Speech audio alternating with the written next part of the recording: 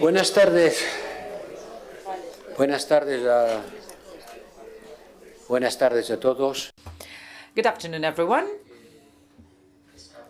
Desde las 10 de la mañana. I know we've been here since 9 in the morning. It's already 6 p.m. I would like to thank deeply the president of Senegal, the former president of Senegal, who just stepped down from his presidency, a position he's held for 12 years. He's been the president of the African Union and the president of the Community of the Western State, the TDO.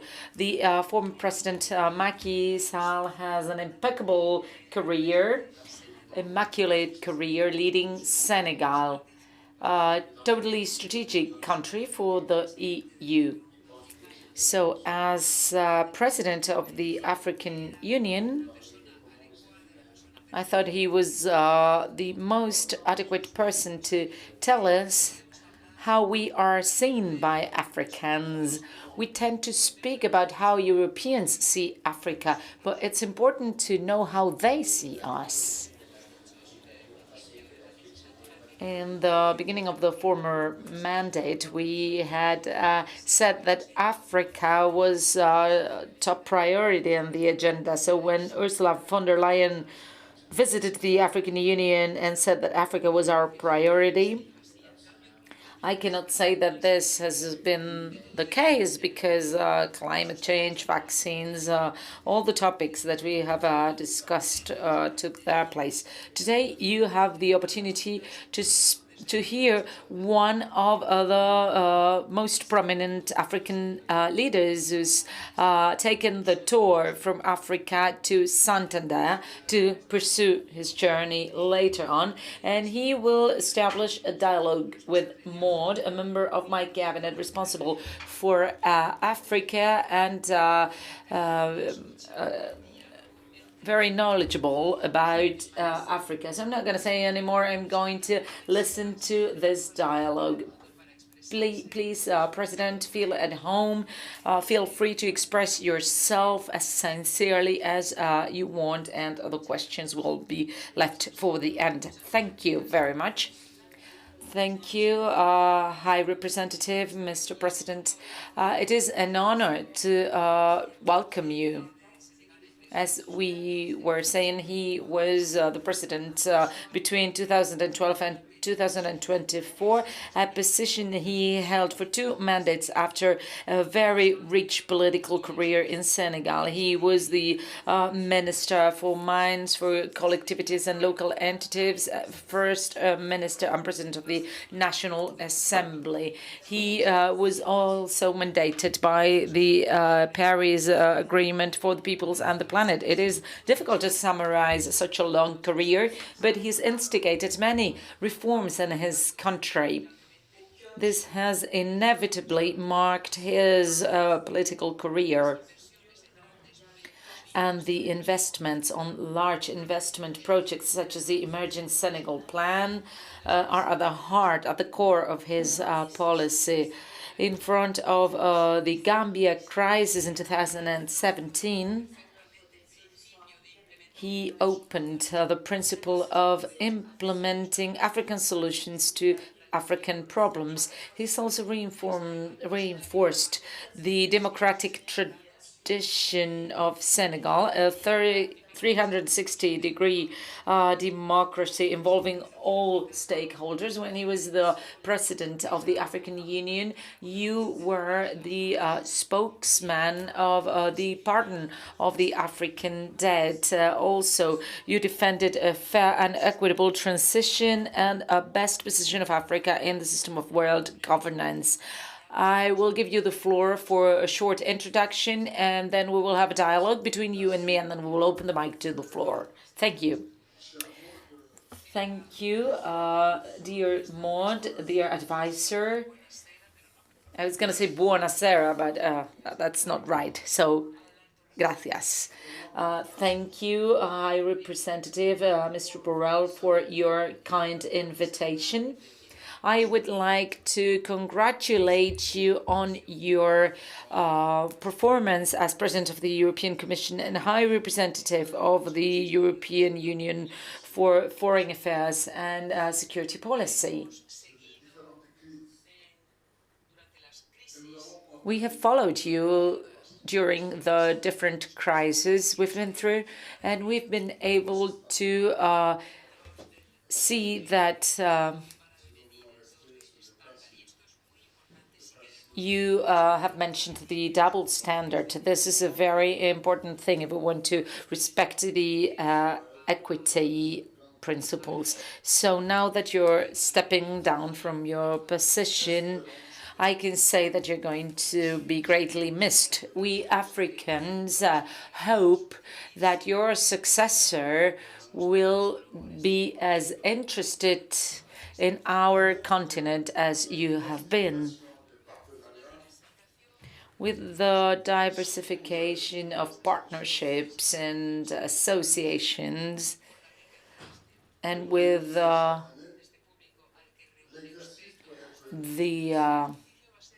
richness of or the wealth of the audience that you bring together every year. This is going to be difficult, but as an introduction, before I start dialoguing with Sister Maud,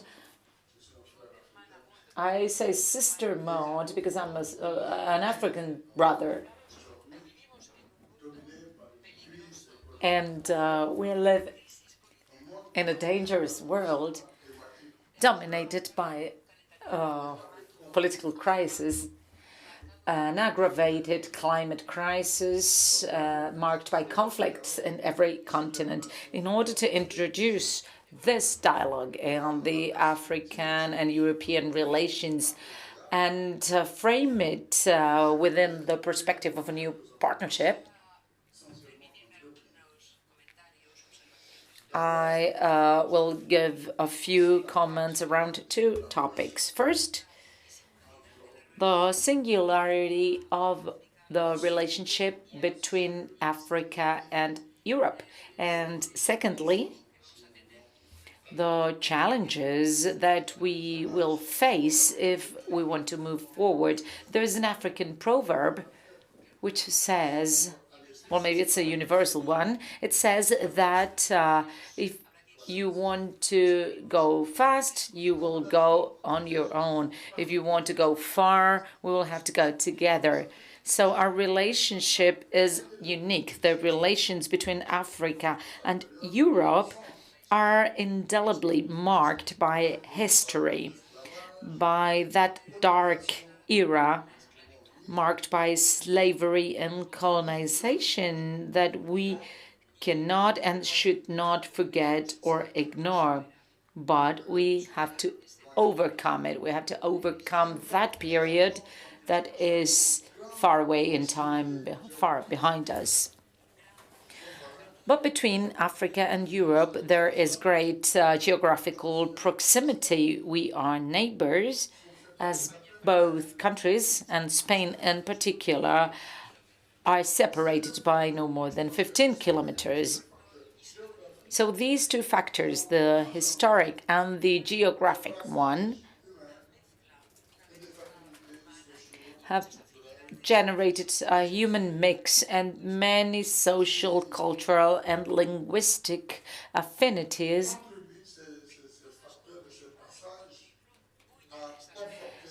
and all these factors together contribute to consolidate and strengthen the relations between both continents. Between us, there is also the huge cost of the two world wars together, and two times in the same generation. We have shared suffering, sweat, and tears. We have suffered the consequences of the two world wars. A week ago, the disembarkment in Provence in France was celebrated. It is not as well known as the one in Normandy, but this disembarkment was made by African troops mostly. This all unites Africa and Europe. There is, in addition, an intense and multifactorial cooperation, that is the economic cooperation. So this all brings us together and makes both continents inseparable. I think one cannot imagine the future of one of the continents without the others. We cannot imagine Europe's future without Africa and Africa's future without Europe, because of everything that has linked us together for centuries. We have common challenges to face: security challenges, migration, clandestine migration, the challenge of development, the win-win partnership, and so on. The second aspect I would like to mention before moving on to the dialogue is that if we want to move on together, we have to face the challenge of peace, security, and fight against terrorism. We have to face the challenge of clandestine migration. Spain is paying a high tribute in terms of migration because of geographical reasons, in spite of the strong efforts that have been made in the last few years, and the High Representative is a witness of that, with Frontex and the search for peace by the European Union. In spite of all these admirable efforts, I don't think that the results have been up to our expectations and ambitions regarding these two challenges, peace, security, and immigration. Secondly, we have to take into account the strong mutations that we are seeing. We are seeing that history is continuously accelerating. The world is changing all the time. More than 60 years after their independence, African countries have also changed a great deal. They do so when they open up to new horizons. I was the president of Senegal after independence, and countries have grown. If we take a look at Africa, when countries were coming out of colonization, if we keep looking at them like that, we will be wrong, because the world has changed. Technology, social media have changed a lot. Our continent has 1.4 billion inhabitants, which is a very large population in a very large area with rich natural resources. Of course, there are challenges in Africa, but there are opportunities too. And these mutations apply to African countries too, because we don't control the mutations that are taking place in these countries. Our society is very young, with an average age of 19 years. Our population is tremendously young. It has to be educated. That is the first challenge. And young people need to have perspectives and new horizons. We have to do this together. Together we have to think about this challenge. Africa needs to open up to new horizons. We talk about globalization.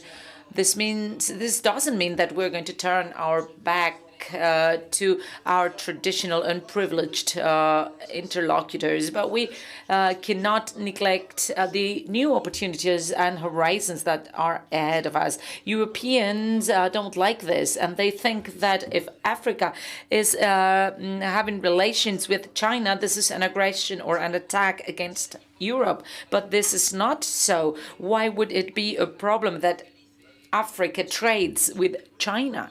We want to do that. We want to have conversations with Africa, with China, with Asia, and with the whole world. And this paradigm has to be owned by us in order to strengthen our future relationships. I've also mentioned economic cooperation. This cooperation has been satisfactory at times, less efficient all the times. I wouldn't like to name anyone. There are people responsible in Africa and also responsibles in our partners for development. But today, Africa's development cannot be taken up by humanitarian aid. The development is so big, the population is so large that Africa's future will not be built on aid. So we need to promote a more balanced partnership that is a win-win partnership. We need to adopt all the tools that enable this huge continent that is also a consumer of services, the tools that enable them to access capital markets, new technologies, etc., allowing it to be an active part of this global trade. This is not the case today, so this will generate new opportunities for companies and for external growth. And this should enable young people and give them opportunities to stay in their own countries in Africa. If this situation goes on, young people are connected today. They are abreast of what is happening in the rest of the world. They aspire to a better life, so they will always be tempted to do so, no matter what borders there are or what hurdles they have to overcome. They will keep dreaming of a better future at any cost. Africans are trying to do a better job, but let's try to find a common solution to solve this very complicated problem of clandestine migration.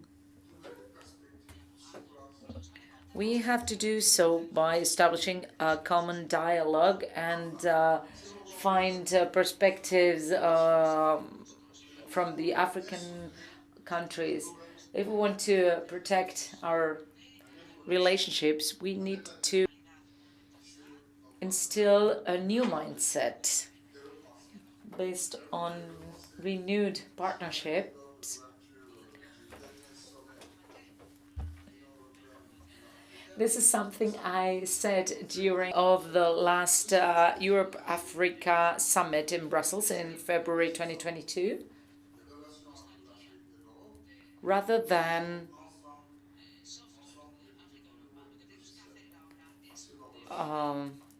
reviewing the software between Africa and Europe, we need to redefine a new software adapted to new times, new software which adapts to changes here and in the African continent.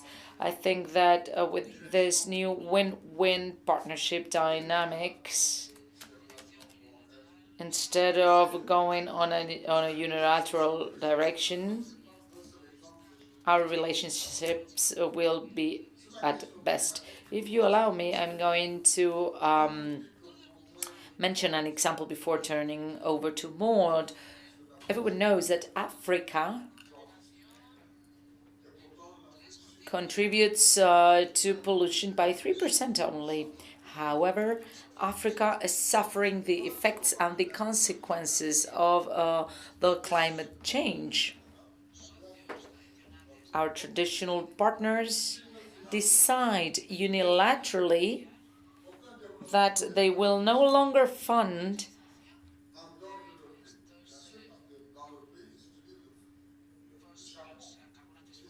the use of fossil fuels. However, they use all kinds of fuels in their own countries. they have decided to stop funding these fuels. So what is happening in the African continent? We are growing with a dynamic population that needs to be developed and use those natural resources, but they cannot do it because this is considered as illegal because it is dirty. But coal is dirtier than oil, and it is used in most of the developed countries. This is the kind of injustice that we face. As a result of that, when Africans are spoken about partnerships, that is fine, but when our interests are at stake, we don't get the answers we expect. And this is a topic we need to tackle. We are open to debate, and this was all for me. This was my introduction. Now I am open to your questions. Thank you very much.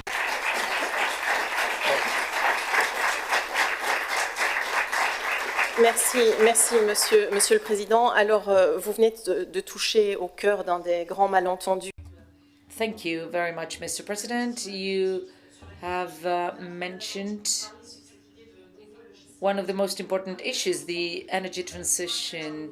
You have spoken about this new software. In order to understand this new software, we need to understand correctly. With the new political configuration, we have new political opportunities, closing the wounds and opening the African continent to new solutions. The African continent cannot be left behind. This situation has to solve several crises, but this leaves aside the Africa's potential. So between Afro-pessimism and a naive Afro-optimism, there is a third way. How would you describe it, and which are the lenses that Europeans have to use in order to correctly interpret the African continent and install this software correctly?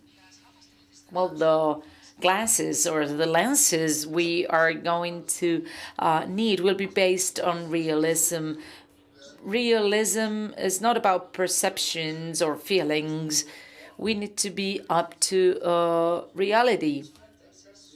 As I said before, Africa is a great continent made up by 54 countries. And in order to move from one end to the other, we need to travel 11 hours by plane.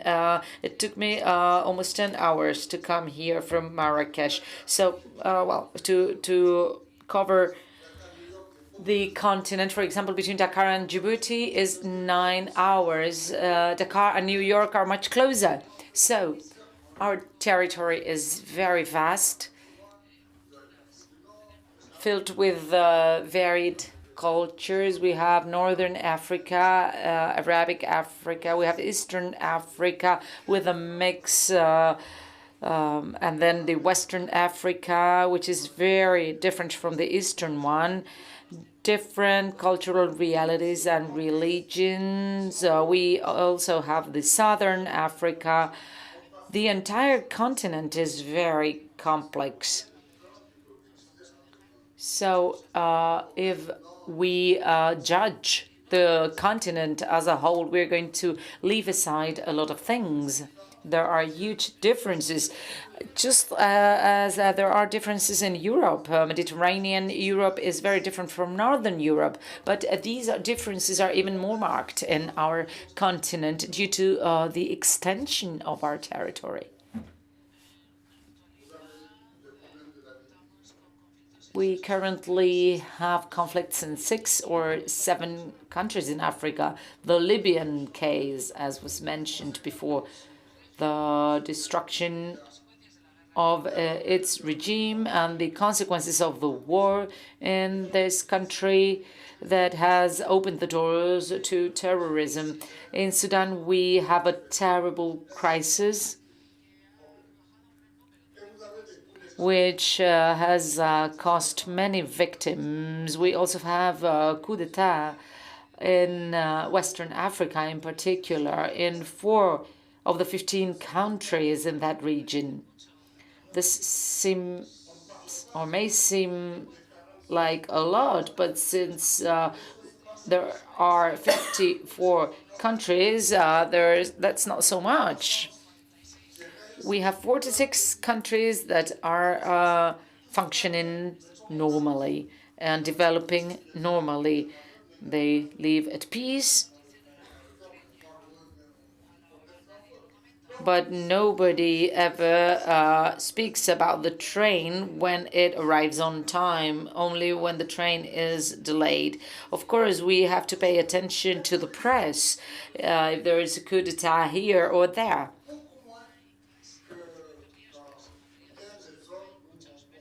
But there are no risks regarding investment. There are less risks than in other places where we think that investments are safe, in spite of all these difficulties.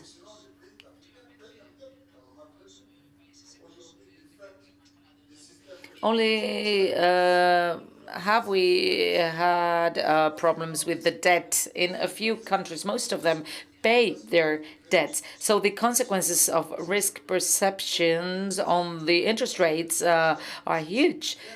Because of that, interest rates have skyrocketed. The risk premium is 15% higher than in Europe. This is money that we are losing. So either we wear the realism glasses without being naive or Afro-pessimism. Only wearing these realism glasses can we build an environment, a climate with Europe, enabling us to transfer technology, trade, and develop the African continent through investments in good conditions. From that point on, both Europe and Africa would win. We are neighbors, the distances are not so big, and the raw materials travel for 4 to 5 weeks. It's much longer if we buy from Africa. Then there's the issue of languages. We use the same languages. So why wouldn't we take more advantage of that? Instead of considering that it is a complex continent. It is, okay, it is a complex continent, which is still undergoing many changes with a young population. There are a lot of births, and this is another challenge. We need to educate young people, but this is feasible, I think. So, with the glasses of Afro-realism, we will try to shape this new partnership. We've been talking about this new partnership for a long time. The High Representative spoke in the beginning about fueling this partnership, especially during the Europe-Africa Summit in 2022, and also the war on Ukraine and Gaza have somehow stopped the installation of this new software. We said it in the beginning, when Africa and Europe have the same destination, their relationship becomes more special. Which are the particular aspects of this different relationship? What would you say about the fact that Europeans and Africans are partners by choice or by obligations or by will? Well, these are a lot of questions. I will try to go one by one.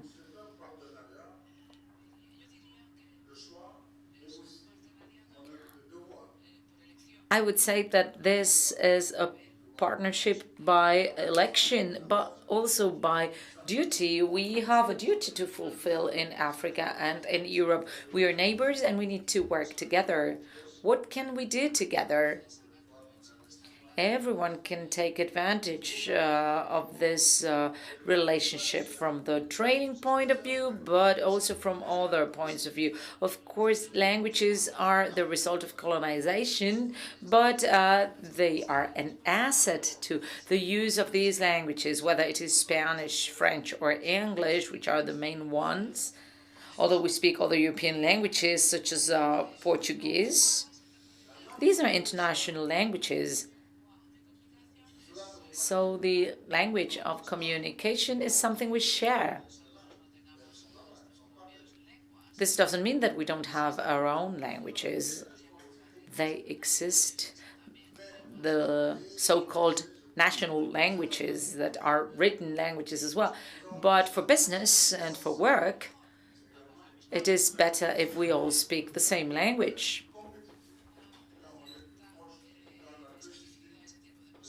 There is also a certain specificity. We can be more competitive if the supply chain is closer. This is a fact too. But as I just said, Africa has enormous needs, and Europe alone cannot meet all those needs, of course. Why not? Or why is Africa turning to other partners? In Europe, we talk a lot about partnerships between Africa and China. In our continent, we're now building it. We need roads, airports, tunnels. No financial partner from the West will fund these infrastructures. The EU donates resources, but these funds are not enough to build all the infrastructures we need in Europe. We talk about software, green energy.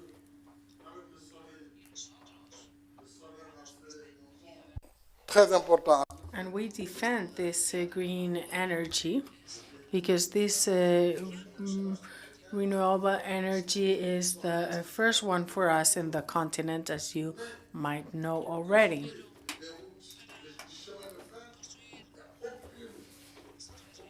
But to build roads and road infrastructures and train infrastructures, no country is going to promote this, I believe, in Africa. In fact, I've just given my support to the build of an express train, an electric train between the airport and the city, and I had the support of the development agency from France and others with funds. But the needs to cover the whole train infrastructure are enormous. We had lots of hopes set on the Global Network Initiative, a traditional project that never takes into account these infrastructures, these hard infrastructures. We need ports, airports, roads. The World Bank, I believe, will not be able to help us with all these infrastructures. If the Chinese help us, why won't we accept their help? That doesn't mean that we prefer working with China. I love proverbs, and there's another Senegalese proverb in my language that says a baby that doesn't see its mothers, if they see the grandmother, will try to get milk from the grandmother. Of course, it won't have much milk, but it's nature. It's natural for us to look at other countries. It's as simple as that. If we don't have a response from those that we work with each and every day, if we don't have the right response from our partners, we will have to go to others.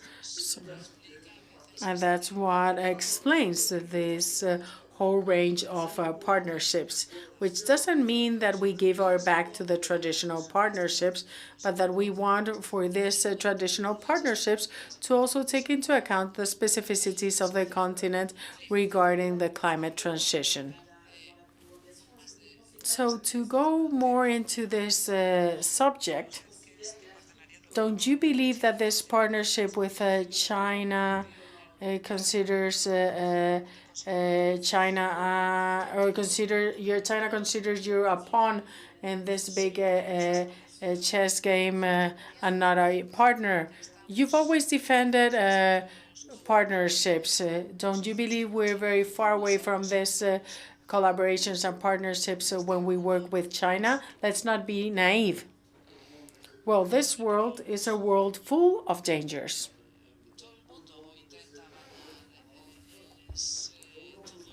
Everyone tries to win and to fight for him or herself.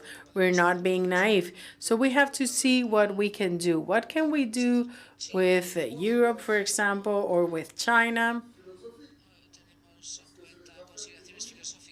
We don't consider the philosophical aspects because at the end of the day, what's important is business.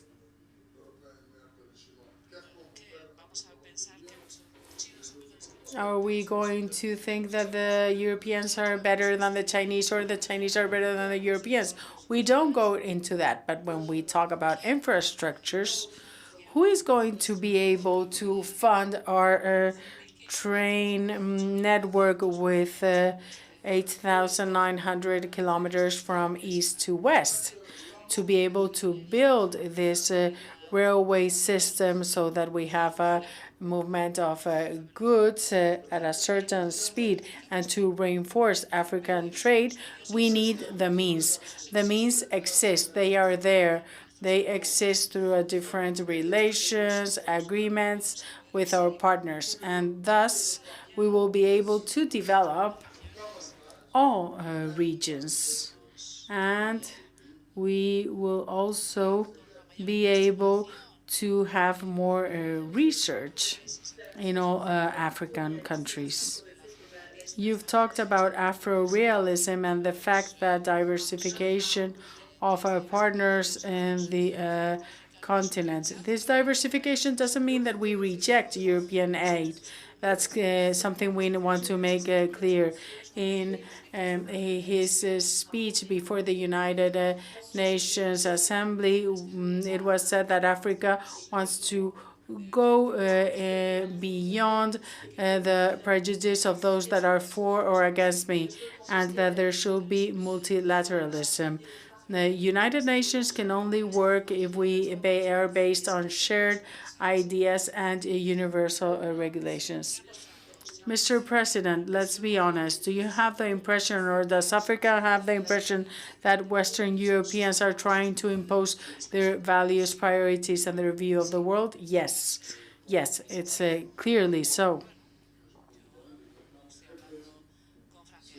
Well, I'm being honest. Can I give you an example about this situation and imposition?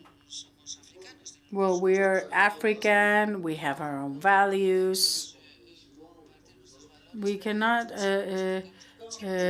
consider that we are Chinese or Europeans because we are different.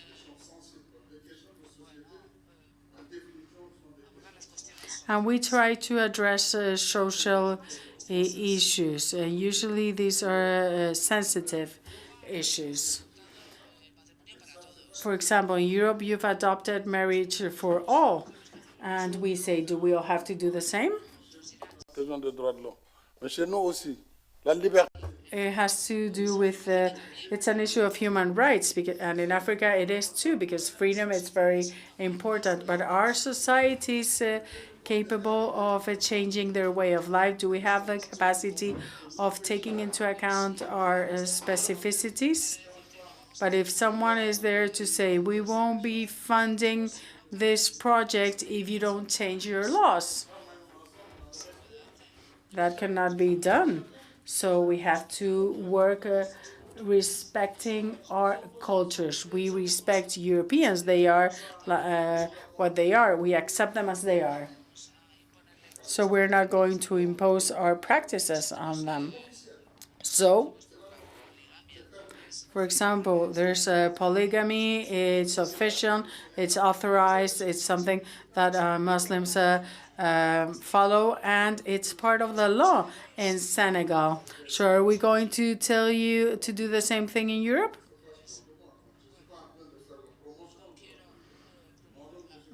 Well, I don't want to promote polygamy. I am monogamous and I only have one wife. But if we told you, you have to be polygamous and have several wives, how would you accept this? So we have to work on everything that allows us to progress, like human rights. What are human rights? When we see bombings or citizens or civilians killed, thousands killed, are we talking about human rights? No. You need to know that we also see things. We also have television, and we don't like this double standard. We observe what's happening in Ukraine. We are very sensitive when we see it. But when we speak about Ukraine, or when we said something about Ukraine, we were condemned, and you said you have to vote this or that. That doesn't mean that we are not affected by what is happening in Ukraine and that we are not affected by pain. We do everything that is possible to end this war, but we need to take the time to explain what is happening in Ukraine to our neighbors, to do it in an adequate manner. And it shouldn't be explained from Brussels or New York. This is too far away and things don't work in this manner and will not work in the future. I've talked about how our population is very young. Our leaders are very young. So the methods of the past that were valid 10 years ago are not so anymore. And Europeans should be aware of this. And we should be together with our partners, and we should reach agreements with our partners. For example, when we talk about misunderstandings, this nourishes the anti-European feeling. And when I've said that the results were not linked to the expectations and that what we do is not very visible in Europe, this is not due to the offensive program of other agents or to the lack of information. When we're in the battlefield and there's two sides, it's normal for them to try to not provide the adequate information, and then we will lose the war. If they manipulate news or use technologies that we don't have. On the other hand, if you remain stuck in previous principles, this could cause problems. It's clear that Europe also has its stakes in Africa, and that's because of history and because they know the area, they know Africans. Therefore, Europe wishes to work with Africans in spite of the fact that in the last times there has been an anti-Western feeling, not an anti-Europe feeling. Something that has arisen recently, this anti-Western feeling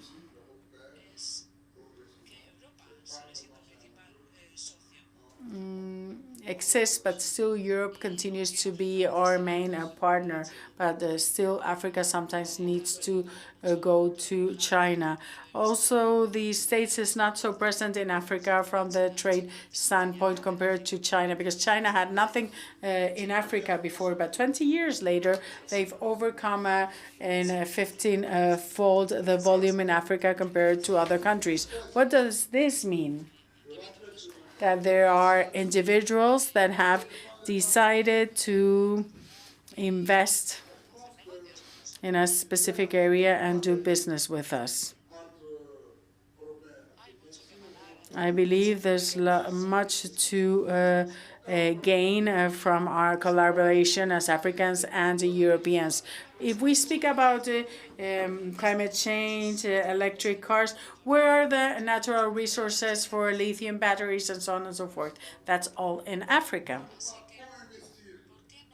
So why not co-invest in the development of these resources of rare minerals from a development perspective? And not only extracting resources and that's it. Africans also need to benefit from this operation. Employment is always a significant added value. If not, it would be like a coffee or a cocoa. We send it, they transform cocoa into chocolate, they send the chocolate back. But where is the added value? Where are those jobs that we want to create? The same thing happens with cotton. The product is exported, but this model is now part of the past. We need to prioritize investments, create industries, create jobs, and thus create wealth. And then Africa will be an authentic partner because it will have the capacity of purchasing more planes, more vehicles. All countries have gone through this development process. And this process, if it's a joint process, is something that will allow us to continue evolving. We will also be able to learn and be able to progress together in a positive manner for all. Thank you, President. So this anti-European movement is not deeply anchored. We can turn things around. Yes, I do believe so. That's my personal view. Maybe not everyone in Africa shares this, but I don't believe I'm wrong. I believe there is a margin in favor of Europe whenever you understand that you need to change your way of doing things and to differentiate what's democracy and what's development. And for Europe, it's difficult to do so because we want to speak about investment. Why do you want to tell us that there is no options in politics? And that is the block, because you say we cannot find you because you are not having elections, for example. But sometimes transitions in countries take 5, 10 years, and so on and so forth. So why do we look at the political side of things? We cannot mix both things. I'm here before the High Representative of the EU, who is responsible of foreign affairs and security. But we need to rethink the structure that has brought us to this point regarding the relationship between Europe and Africa. And if we can change the mindset and the relation, we will be able to change in the trade context. And one more question, if you will allow me, before giving the floor to the audience. You've mentioned an Africa that knows what it wants, an Africa that knows its worth and what it wants, as you've mentioned, is full integration in the world governance system. To be you're a member of the G20, thanks to your personal effort. There's also been a discussion regarding the role of Africa, and they've talked about Africa being infra-represented in world governance, but hyper-represented in other spheres. And you've asked for the voice, the ideas, and participation on Africa to really be taken into account. We've progressed to have a stronger multilateral system, but we still haven't reached our objectives. What are the challenges to do so? And in this multilateralism, do you believe multilateralism can disappear because it's not recognized by other countries in the world? Thank you for such a significant question. The international system that guides the world nowadays was created after the Second World War with the Bretton Woods institutions, the creation of the United Nations Organization, and as with every war, those victory established the laws. And when creating the United Nations, the countries that at the time were so-called the allies, like the US, UK, France,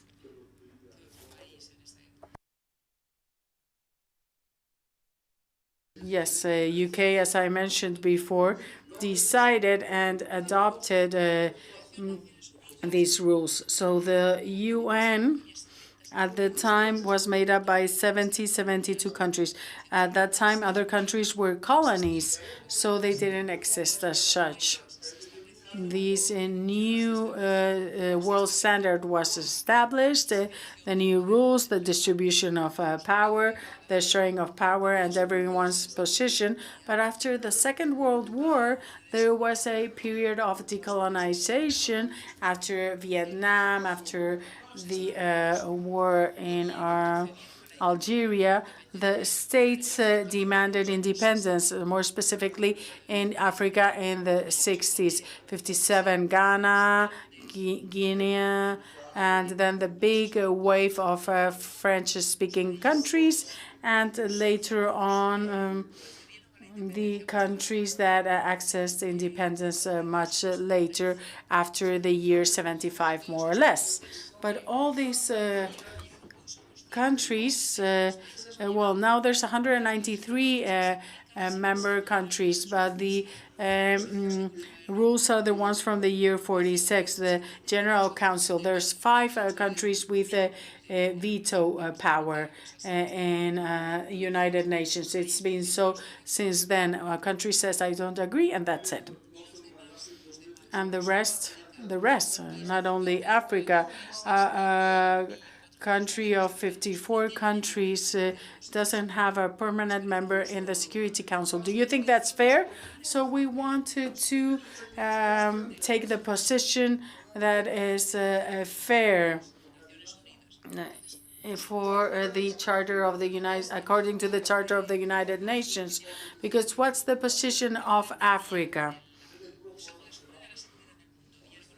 Because we're not part of the Security Council. And as I said before, we're one of the biggest continents, and we are there for 2 years, and then 5 years go by before we're present once again. When I was president of Senegal, I was a member of the council for 2 years, but now Senegal will have to wait for 25 more years before being part of the council. How is this fair? And the monetary fund, according to size, position of countries, when we try to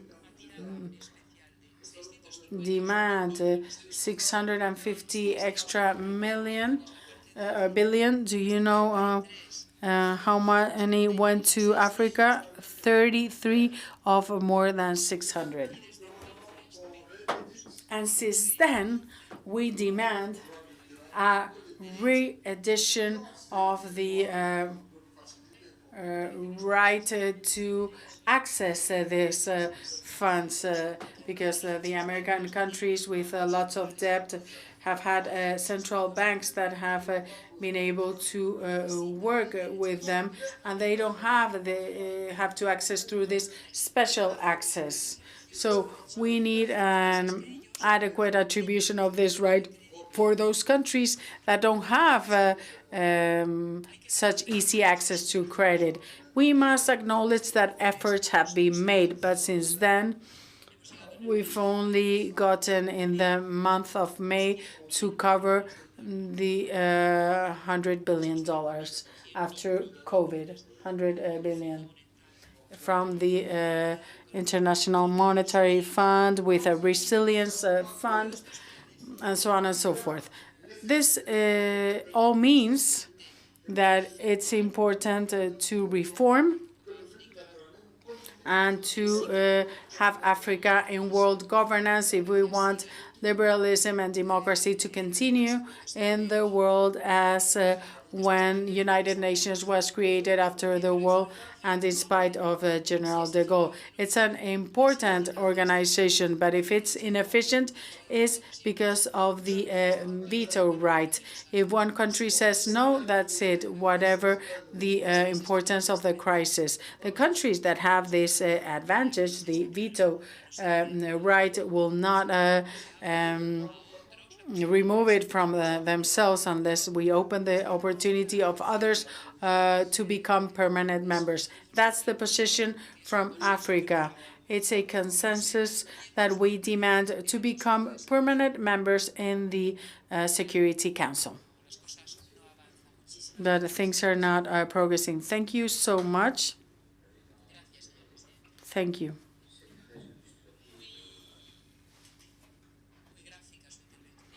Very graphic explanation. I hope this has been listened to and that we've understood that Africa demands the place it should have in the world. And Africa demands not just to be a witness of what's happening in the world.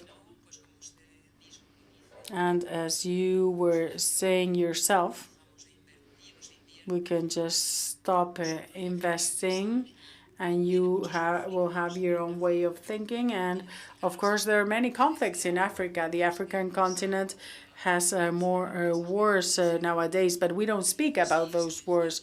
Yes, they are sometimes mentioned, and some people say to me, aren't you concerned about what's happening in Sudan?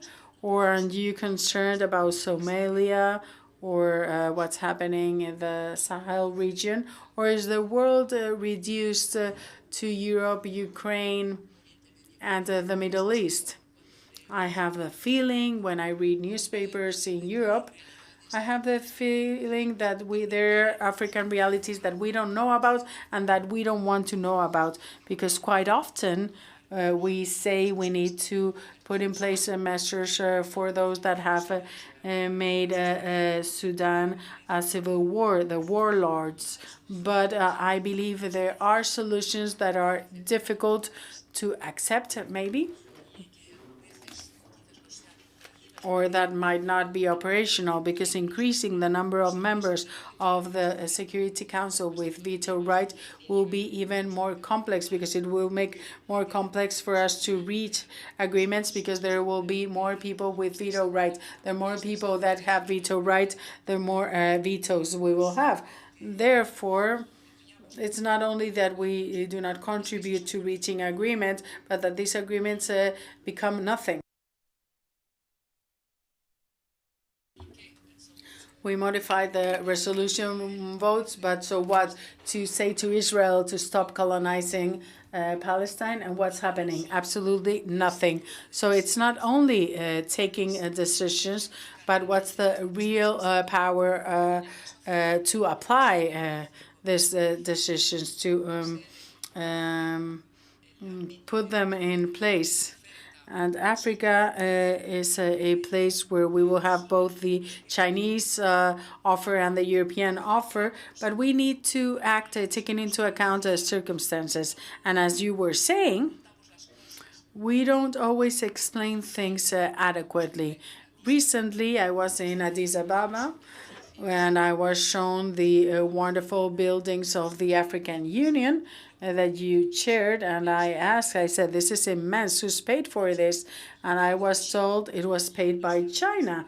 Everyone knows that this big building was built by the Chinese, and they look at us and say, you Europeans, what have you done? So I've looked at the figures, and I said, we are playing for the force in Somalia for 20 years. And this, if you add this up, this is 20 times the budget for the building, and this is not seen. But the tower is seen by everyone. Maybe there's also a part of marketing that we have to work more on in the area. And when I see the images of young Africans in the Sahel region with screens or flags before the French embassy or before the military saying Putin has saved Donbass and now is going to save the Sahel area, I look at this and I say, wow, we have a problem regarding training and information. Who's given this to this young African boy? Does he know what Donbass is? And Putin is going to save the Sahel area, or freed from whom? Supposedly from us, Europeans. So we need to understand the mindset better, but we also need to be more committed or be more participative in this fight of ideas, because it's interesting to have you here so that you explain how you see Europe. Thank you, Mr. President. On va ouvrir, comme annoncé au début, As we said in the beginning, we are now going to open the floor to the audience. The gentleman in the blue shirt, please use your microphones. Well, I remind you that it is 7:15 p.m. The university is going to charge a surcharge for excessive use of their rooms, so please be brief. Go straight to the point, straight to the question. Thank you so much, Mr. President, because what you said was very interesting. Two issues on global governance. First, international taxation, taxing benefits of large multinationals. The OECD agreement, I think this agreement to tax on multinationals is not fair, and the UN alternative is more adequate, and it suits better the rights that are to be taxed on the countries which export capitals and the countries where added value is being created. So I think you're absolutely right there. Another question has to do with decarbonization and pricing carbon.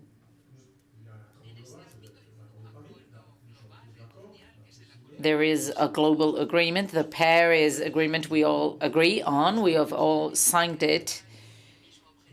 There are different ways to reach or achieve the same goal. What is your opinion? Do you think we should defend the system adopted by the EU, i.e. pricing carbon emissions, or would you rather implement other solutions to achieve the same goal? We're going to take a second question. The gentleman in the white shirt. Good afternoon, Mr. President. A question regarding Senegal's foreign policy. In particular, the possible shared interest between Europe and Senegal. The interest in surviving Ukraine. We are talking about territorial unity rather than democracy. Can you tell us the idea underlying the positions adopted by Senegal under your mandate in the UN General Assembly when these issues were voted? Thank you very much on these two questions.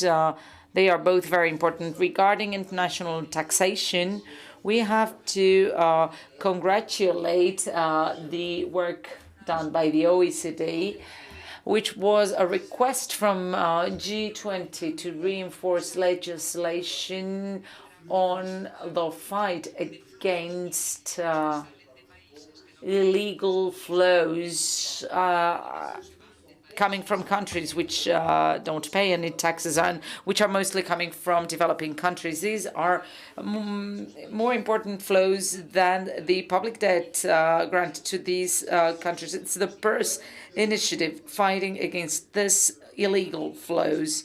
There have been efforts and improvements, efforts with European countries, and President Biden tried to impose at least a minimum tax,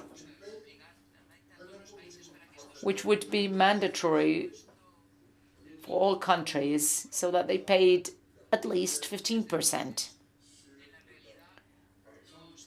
Ever since, this has not been realized. In Africa, there are a lot of oil companies, mining companies, which benefited from mining and oil agreements that during research and development are entitled to some exemptions. But when they start producing, governments find it very hard to trace their global accountancy. They have their headquarters in other countries, and it is very difficult to trace them. But if we at least agreed on a minimum tax applicable to the giant IT corporations, if we did the same for great mining and oil corporations, Africa could secure its development, but this is not done in reality in spite of all the deliberations, debates, decisions. However, we continue to support that OECD policy so that wealth pays taxes where the wealth is produced. If they are going to extract raw materials from these countries, they are bound to pay taxes there because they are damaging the environment. Everything they do has consequences on the environment as they are extracting resources and leaving nothing in exchange. So we have to support that OECD agreement so that international taxation is as fair as possible. This would reduce very much the illegal financial flows towards tax havens or other places. When it comes to decarbonization, we talk about the EU system. I'm not very familiar with that system. I don't want to talk about it for that reason. But this means that there is a lack of communication between the partners, which should know what the carbon market is about. But what I am sure of is that the price of carbon is not the same in Europe and in Africa, and that hurts. We have a common planet. We all live in the same planet. So the fact that we are Europeans, Americans, or Africans, the pain and the damage is the same. We privilege the carbon market in the US, in France, in other countries. And the ton of carbon can be as high as 200 euro, whereas in other places, the price can be only 20 euro. So there is this distortion, this mismatch, preventing Africa from preserving its forests. The forest in Congo is one of the lungs of the planet, such as the Mekong Basin in China or the Amazonia. If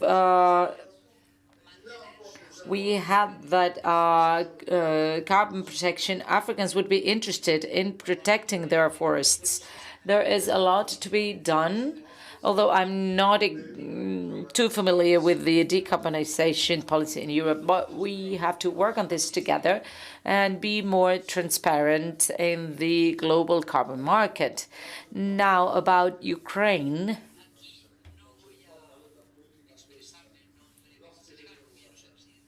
I'm not speaking as a president or former president of Senegal, but when I was in office, Senegal didn't vote for the proposals favoring Ukraine. It was a very unique moment, and it all depended on the appreciation we had of the situation.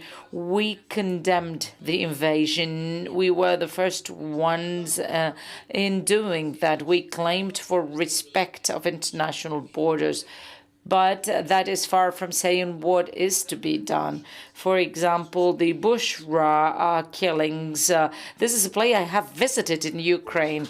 We voted to establish an international commission. After we voted for that, there was a resolution to exclude Russia because they were doing war. Then we would have voted for an exclusion. But we were not able to vote when the commission hadn't been formed yet. We didn't have a stance back then.